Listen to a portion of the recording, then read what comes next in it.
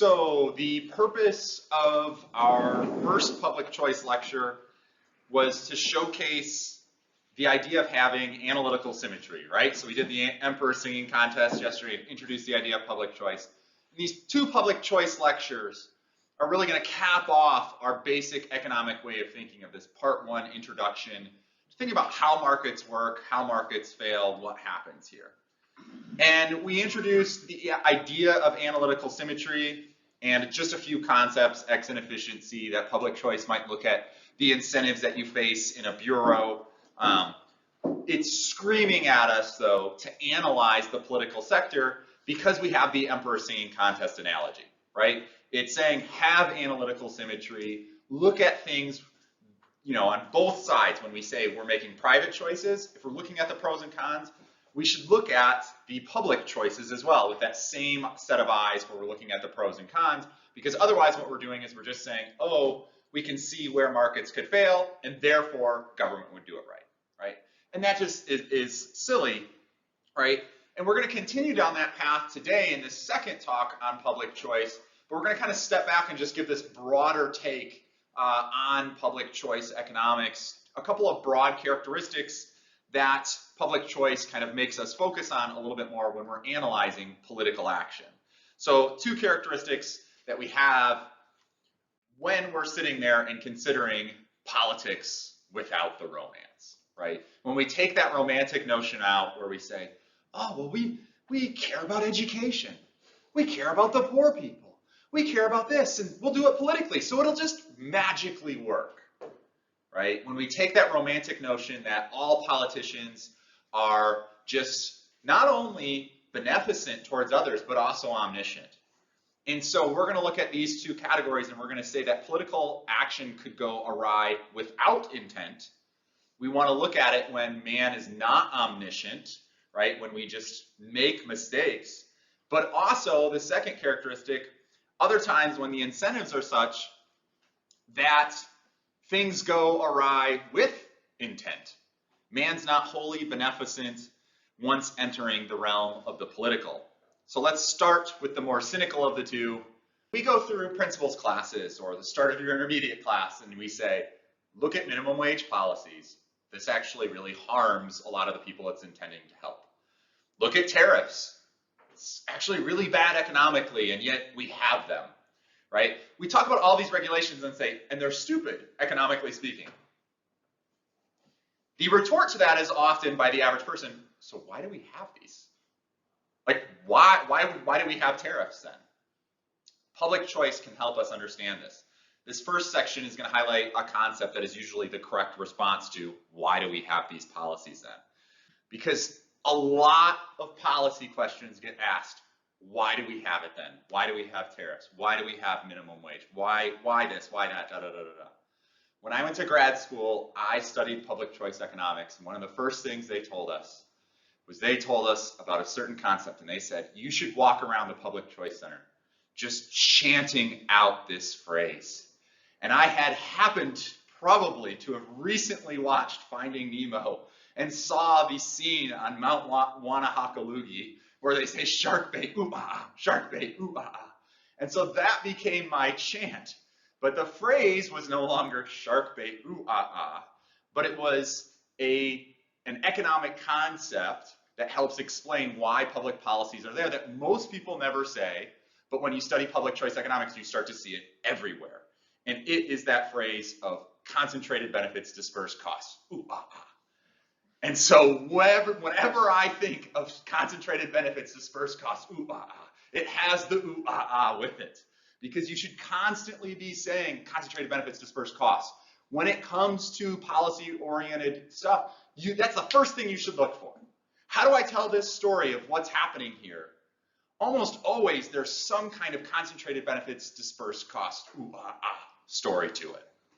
Right? So I go off and I give public talks and like I'll do something smarmy for the college or whatever and we'll have all these donors in here. And I'll be sitting there and I'll be like, well, that's a simple case of concentrated benefits, dispersed costs. And then like under my breath, I'm like, ooh, ah, ah. Right? Like I'm like, I can't say this. But that's how ingrained I want it to be for you guys. Concentrated benefits, dispersed costs, ooh, ah, right?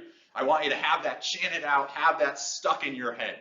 So while the scene on Mount Wanahakalugi doesn't have anything to do with concentrated benefits dispersed costs, when you see it or when you think of policies, I want you to have that stuck in your head. Concentrated benefits dispersed costs. Ooh, ah, ah. Now, why is this? What is this concept and why is it so important? While I was at George Mason University, a professor named Gordon Tullock, kind of one of the fountainheads of public choice economics, along with James Buchanan, two that really kicked off the field and got it moving in the right direction. Gordon Tullock would always talk about this idea of a Tullock tax. He would suggest this idea, and he said, you know, I'd go to the provost and I would propose this kind of idea that as part of George Mason's tuition, which is like, you know, tuition and room and board, you have college students spending $40,000 a year, all this stuff, because I simply want to add a $1 Tullock tax. And every student will just have this line on the bill that they pay that just says Tullock tax $1. And then you collect all of that and give it to Gordon Tullock, right? He says, no student will really care about this. It's $1 on top of, you know, $30,000, $40,000 in room and board and tuition. And even if they do care about it, the kind of rational thing to do is essentially nothing. Because if they work really hard, they could maybe eliminate a $1 tax on themselves, and it wouldn't be worth it in terms of benefit, right? And so this benefit, however, would make me, Gordon Tullock, incredibly, incredibly happy. There is a concentrated benefit. All of the benefit goes to me, Gordon Tullock. And so I am going to push quite hard to get the Tullock tax in place. But there is a very dispersed cost to this tax, right? And so what do you do about it? You just let it go, right? And Tullock always says, I don't know why for the life of me they won't put this tax in place. You know, like what's the deal here? Right? But that's the logic behind it. Is we would expect to see things like that happen. Do they ever happen? Another public choice economist, Mansur Olson, kind of put this idea forward and really formalized this in a book called The Logic of Collective Action. Right? We're looking at the logic of collective action because he was seeing it everywhere. We needed this toolkit to kind of more formally analyze what's happening in policy issues, right? Because this logic, it might not happen in the case of a Tullock tax, but it happens in the real world all the time. So why do these bad policies take place? Consider the idea of tariffs. So we did the supply and demand of tariffs. And we went through and we showed, hey, in a free society, if we're looking at the efficiency of markets, what happens when we put a tariff in place? Well, you can see from the picture that area T gets transferred in terms of tax revenue. Okay, fine, we said that's a wash in terms of efficiency. That's not what we're complaining about, the area T, right? Area S, it was consumer surplus, now it's producer surplus. That's a wash, transfer of resources. That's not what we're here to talk about in terms of economic efficiency. We're worried about the Kaldor-Hicks efficiency of the situation, and we're worried about those two deadweight loss triangles, area U and area V.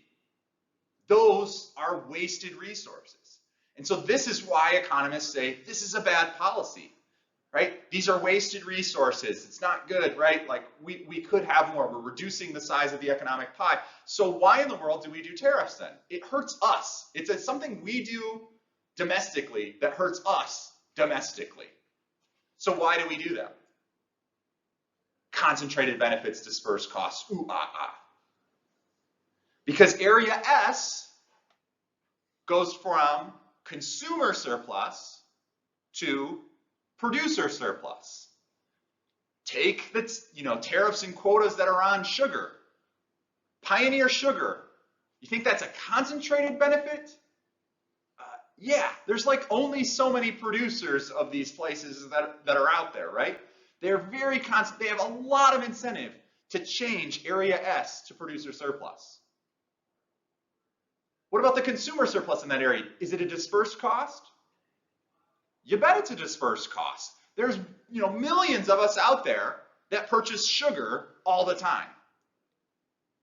But if they put just a little tariff on imports, it protects the domestic producers of sugar, and they get some really big gain. So you have, let's say, a couple of producers of sugar out there, right? They have a huge incentive that entire area S divided by 2 to go and lobby Congress and come up with a reason why we need to have tariffs in place.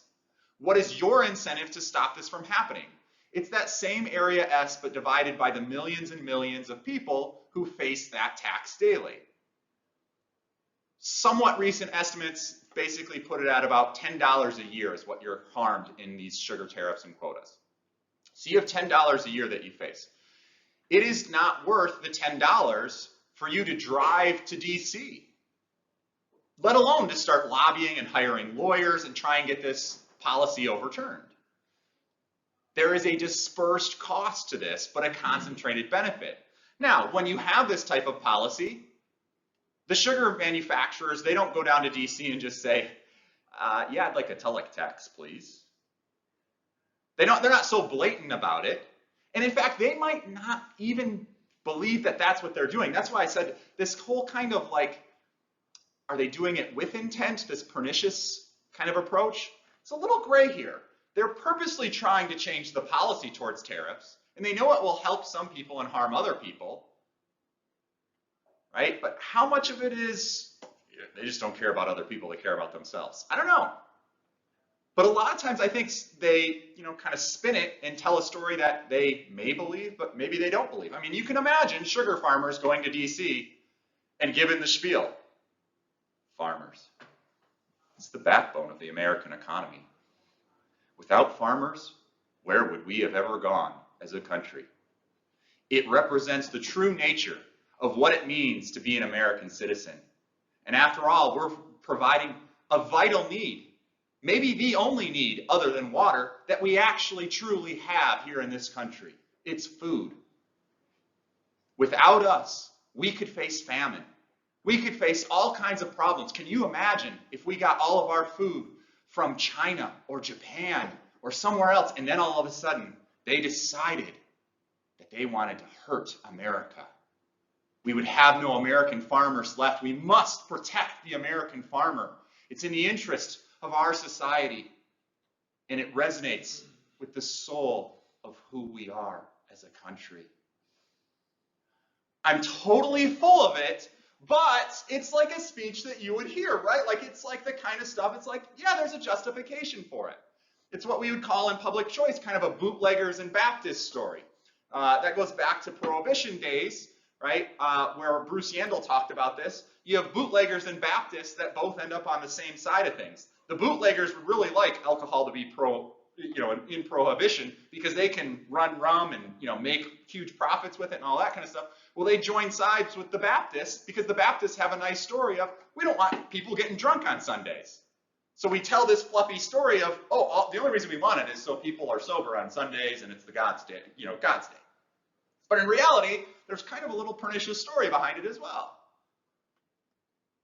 Right? How much of that is you genuinely believe the Baptist story and how much of it is you're using the Baptist story?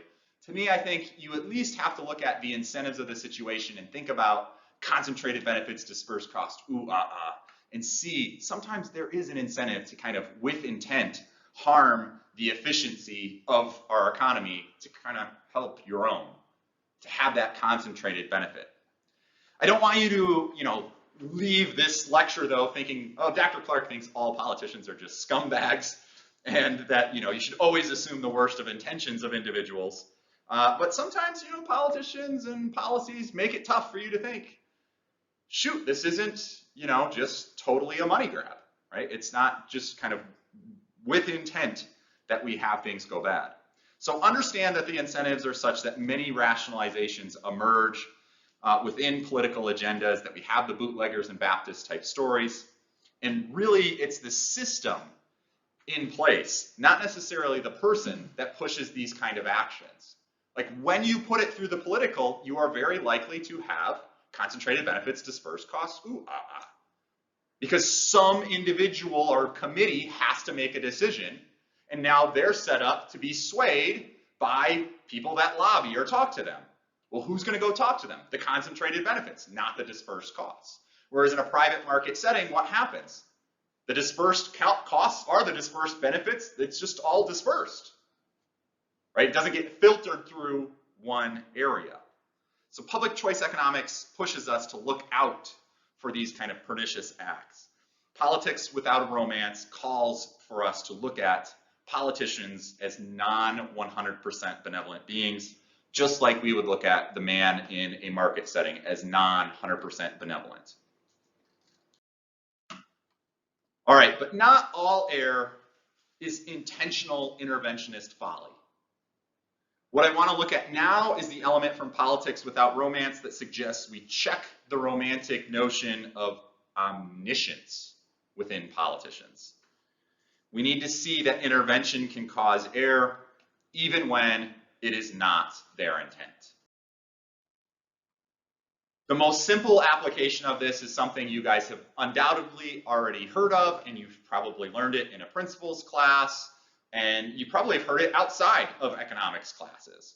It's the law of unintended consequences, right? Actions of people can have effects that are unintended. Wishing it so does not make it so.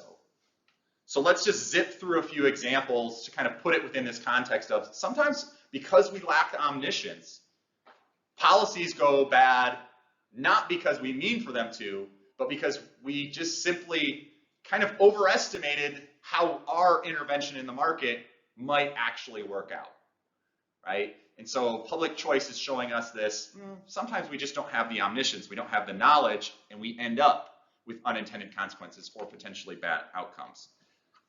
All right, so I have just a couple of examples. Let's start with just a few from the early 90s. The Americans with Disabilities Act of 1992 is frequently put forward as one of the worst cases of perverse unintended consequences. You should have just heard this story at some point in time in your economics studies, so I wanted to put this one forward for you.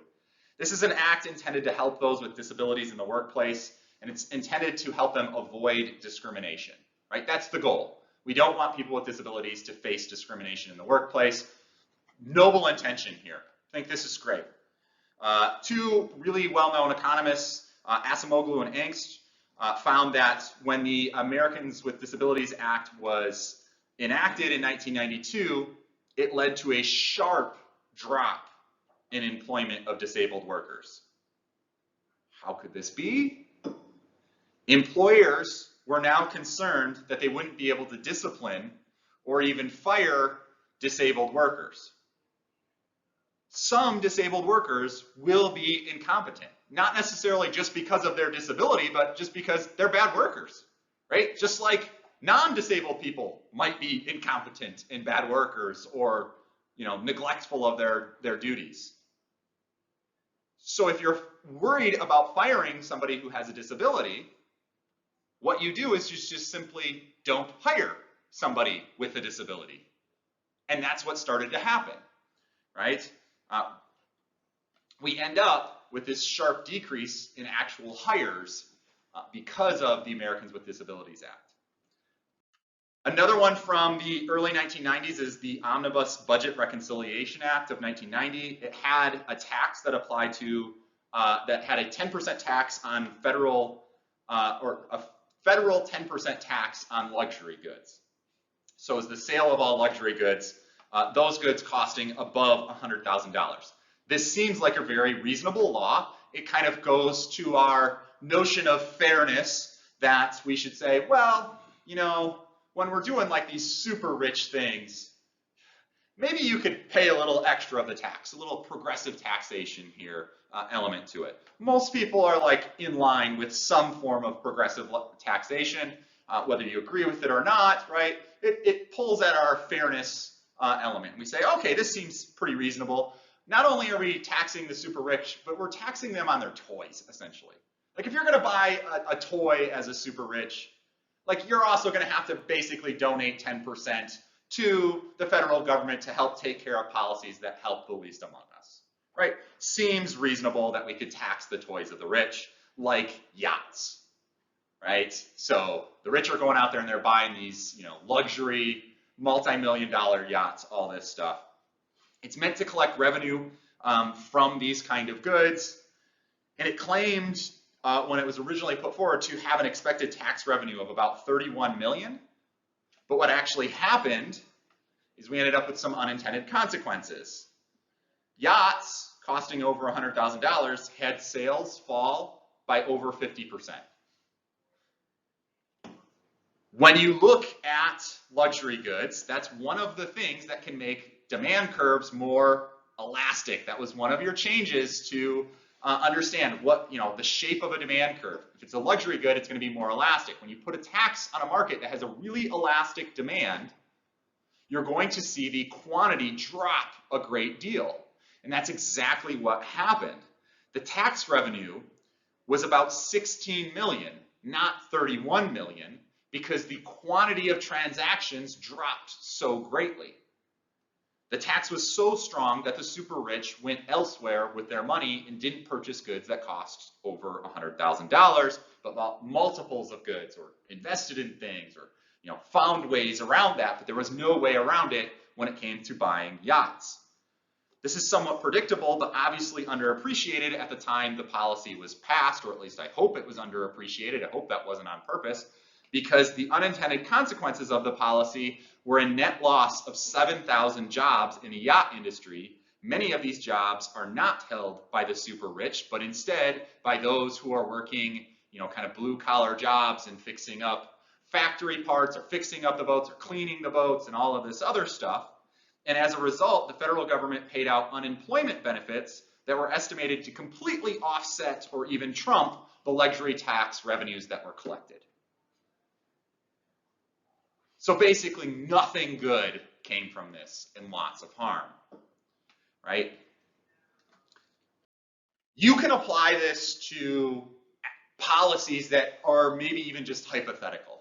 So a question that I often ask you guys is something like this. I say, what would be the unintended consequence of doing something like regulating ladders, right? So climbing up a ladder, hey, what would be we want to make them safer. We want to have ladders be really safe.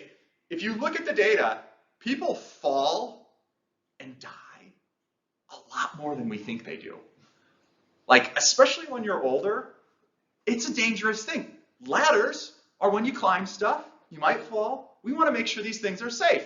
Seems like a reasonable thing. Certain markets we want to come in, we want to be really careful with. Let's regulate ladders. Okay, so what happens? What could be a unintended consequence story of regulating ladders, right? What happens here? Well, if you're going to regulate a ladder to make it safer, it is going to face additional cost to produce a ladder that way. If not, then the market should be doing it already, right? Whatever the regulation is, it has to go through certain, licensings or checks or built certain ways or things like that. It's going to be more expensive for the quality, right? We're minimizing the costs in our market, the way that we're assuming it within a competitive market and all this, and providing the best quality we can, or the qualities that people want, right? So it's going to be more expensive.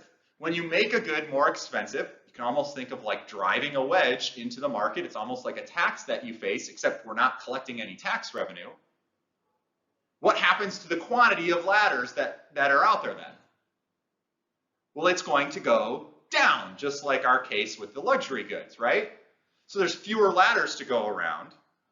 So what do you end up doing when you are less likely to have a ladder? How many people out there have ever stood on a chair that has wheels on the bottom of it? It is a universal human experience. We have all done it. At some point in time or another, we have all done it. If you don't think you have, you're lying to yourself. You've done it. Now, that's also a really stupid thing to do, right? So put yourself in my shoes where I have really little kids, right? I'm trying to teach them how to go through life and not do really dumb things, essentially. Don't hurt themselves. If my son stands on a chair with wheels, I say, come on, how stupid are you going to be? That thing has wheels on it. That's not safe, or whatever, right? And yet I would do it. And we all end up doing it. Why? Well, some of us, not most of us, but some of us on the margin wouldn't have done it if we had a ladder around. If ladders were a little bit cheaper, they're a little bit more likely to be around, and so we don't end up standing on a chair with wheels on it, or doing some kind of makeshift thing where you're perched over something because you're trying to paint the entryway way up high, and you're doing all kinds of crazy stuff, hanging over ledges and whatever it may be.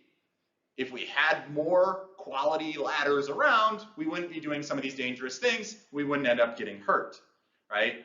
Another one of my favorite kind of ladder unintended consequences idea is, and this is why I came up with this idea in the first place, is you guys know those ladders that at the top, what does it say? It has a little sticker.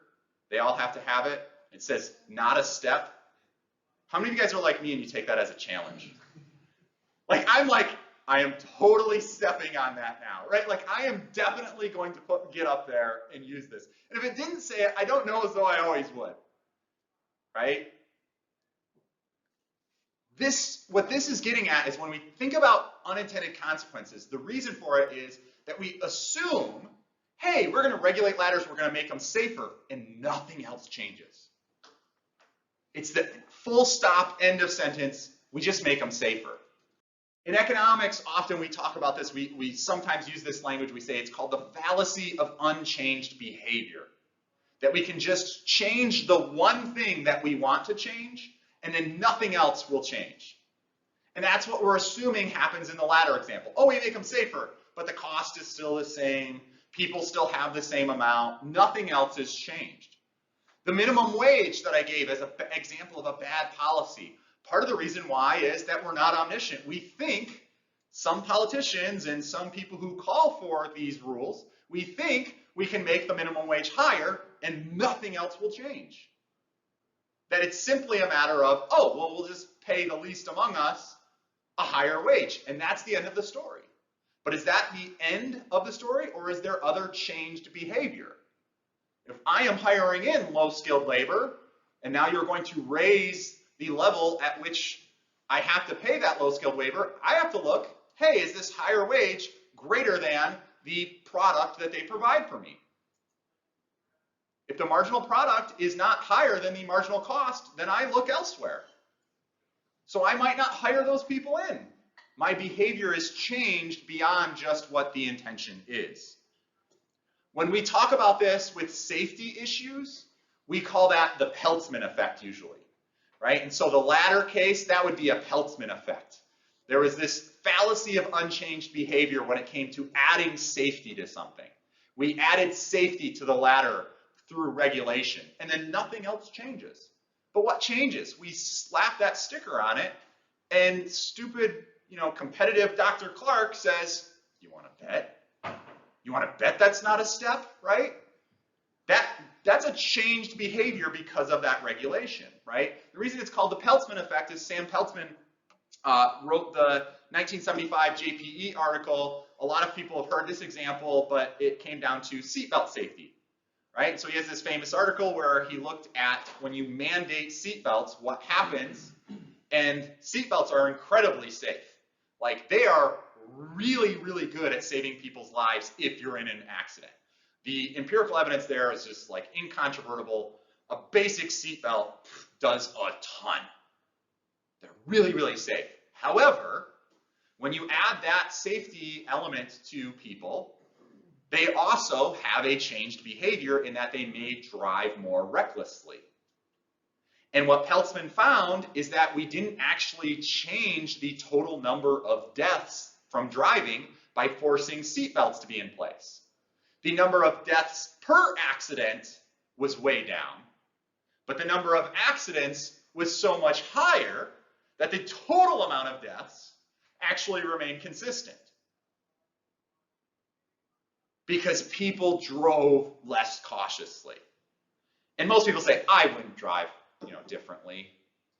But economists know we think on the margin and we act on the margin, right? And you can tell the extreme side of the story, as Gordon Tullock used to do. He'd say, imagine driving around kind of like a bumper car with marshmallow padding all over the place, and what would you do? How would you drive? Well, you guys would be texting and driving and going 100 miles an hour and not caring because you just bounce off of things, right? And he said, imagine driving in a car, but you change your current car with just one feature. It's got a sphere on the driving wheel, on the steering wheel, and it's pointed straight at your heart. How do you drive now? You're going to drive a little more cautiously, aren't you? Well, a seatbelt is a little bit of a move towards that padding. and away from the spear, right? And so what do? You're on a spectrum, you're driving a little less cautiously, and empirically it kind of shows up. There's more accidents when people have these things and other safety features, right? We do this all the time. We have the fallacy of unchanged behavior when it comes to safety stuff, the Peltzman Effect. The NFL a couple of years back changed, you kick the ball off. If you put it into the end zone, the ball used to come out to the 20, and they're like, oh, you know, kickoffs are kind of dangerous. We want people to just down the ball in the end zone and not run them out. So we're going to give them an added bonus if they just down the ball in the end zone. We'll bring it out to the 25. Fallacy of unchanged behavior, though. That's assuming that the only thing that will happen is you get a bigger bonus from kneeling it down. But there's another team involved. And the other team, what they started to do is pop the ball up high and have it land before the end zone, so you always had a kickoff return. And not only did you always have a kickoff return, but it was a high ball, so you had tons and tons of collisions. So you made it less safe, right? I mean, football in general, look at the evolution of football, pads and helmets and all this kind of stuff. You used to be able to play with like almost none of that stuff because you like grabbed people and tackled them like this and pulled them down. It was more like rugby, right? But now football, what do you see? You see guys go out there and they launch themselves like projectile missiles without a care in the world at somebody else who's running full speed at them and is 260 pounds, right? You know, it's crazy. But we're saying, oh, well, we're making it safer. We're making it safer. Not always. Maybe some of those changes are good and safer, but you have to think that other behavior is also going to change. Pay attention to the Peltzman effect, right? The law of unintended consequences has these other changed behaviors, and those are hard to predict. They're often easy to tell in hindsight, but they're hard to predict. These policies seem stupid when we put them out there, but when we don't know what the unchanged behavior is, it's hard to always know what policies will have what consequences, right? So we just recently went through the 2020 COVID pandemic in the state of Michigan. And part of the thing that I think happened is our governor in the state of Michigan said, hey, we're going to micromanage things that you can't do when we had a huge lockdown of the economy. She came through and she said things like, you can't buy paint. She like line item went through stuff that you couldn't purchase at Home Depot and stuff you could purchase at Home Depot. I think in the state of Michigan, we had a bigger political backlash against wearing masks or doing responsible things from those who thought this is just crazy heavy-handed government stuff, and so it became a political issue. And then once we wanted to ease restrictions, those who were kind of against that stance were like, screw it, and they weren't responsible with anything. They like purposely were like, no, I'm going to be irresponsible with things because it became like this kind of comeback. Well, that's an unintended consequence. It's, you know, other behavior has changed other than just, oh, they didn't buy the paint. They also started to act differently because you're going, how do you predict that in advance? That's tough to do. So you have to be very careful when it comes to policies, political policies that you put in place. When you have a simple solution and you apply it to regulate a complex system, you're often going to have unintended consequences. It's because we should just acknowledge this lack of omniscience. Policy is by definition kind of a simple, it's like uniform thing that we go through and do. But the real world is this complex mess. How do you account for all of these different complexities and all these different kind of scenarios? You guys are living through it right now with the COVID regulations that we have to go through and do. We can't have, in Michigan now, social gatherings of over 100 people, even if we're outside and masked. Well, my son's playing in a soccer game, and they're allowing the players to play, but we can't have over 100 fans there, even though we're covering an area that is just acres and acres large, because it's on the outside of soccer fields, but parents can only have one person and a guest come to the games because, well, it does make sense not to have gatherings of over 100, even if you're outside, because most gatherings are clustered together. But how do we make a rule for soccer games? Because, you know, there's other situations and that are complex interactions where you have to have certain knowledge. You're going to have a simplistic regulation that has to be applied to a complex tapestry that is our civilization and our economy. It's hard to not have unintended consequences. Public choice econ says take that seriously. Take that claim seriously. Even if we can't predict them in advance, we should have a little humility. Society is complex, it's evolving, right? It needs high levels of feedback and the proper incentives. Because the simple solution can't account for all the complex changes, you have to kind of be a little humble. Does the law of unintended consequences mean that government should never try to regulate the complex system? No, of course not, but it does mean you should try and be humble. It's hard to replicate the incredible efficiency that markets produce. It's an apt time to me to remind ourselves that efficiency is not everything. So we often look at these policies just with an efficiency only lens. We say, oh, tariffs, right? We don't look at the political situation or other inputs to our grander moral philosophy, ideas of justice or fairness or other issues. That's fine, but efficiency is our comparative advantage as economists, and it should be more on the table than it often is. And often we're doing these policies for said efficiency reasons.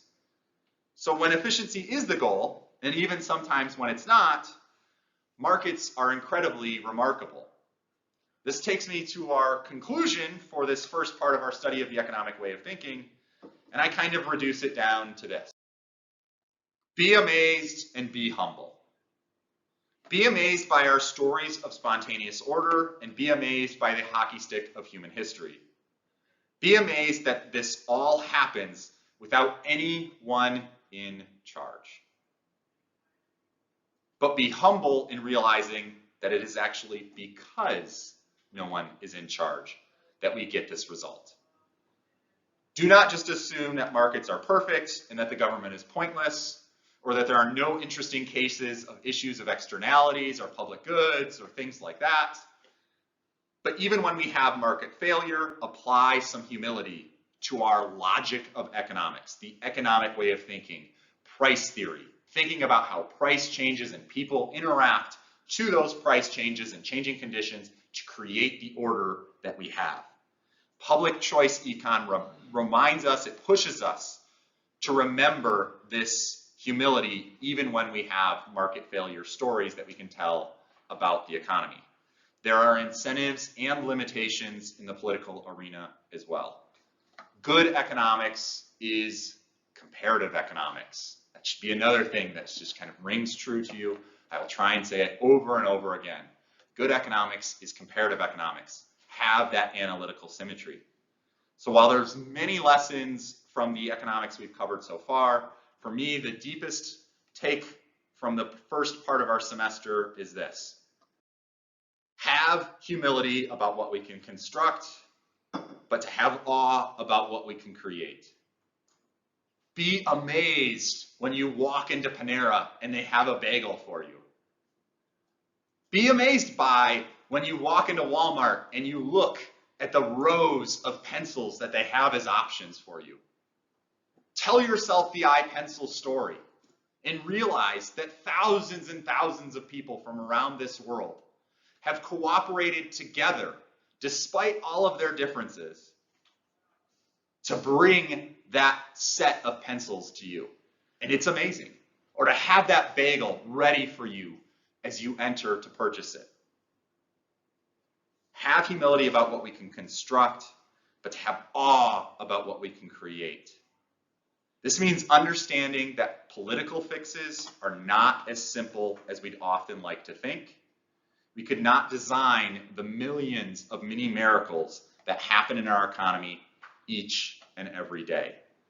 And it also means that we should remind ourselves to occasionally step back and marvel at the market. Realize, to paraphrase Adam Ferguson, realize that it is of human action, but beyond our ability to design. Fall in love with these ideas of spontaneous order, with understanding the costs and benefits of all of these actions because they impact actual people's lives. Having a voice in policy, having a voice to others who just talk policy, having a voice in the marketplace as an entrepreneur. You have to understand how markets operate, right? And if you do, you have a better appreciation for it and you don't attack it. You don't say, oh, well, we can just fix things, boom, like that. Because we often see social problems and economic problems and think, well, we should just do this as a government. Fall in love with the ideas of price theory and fall in love with them more as you continue to study economics.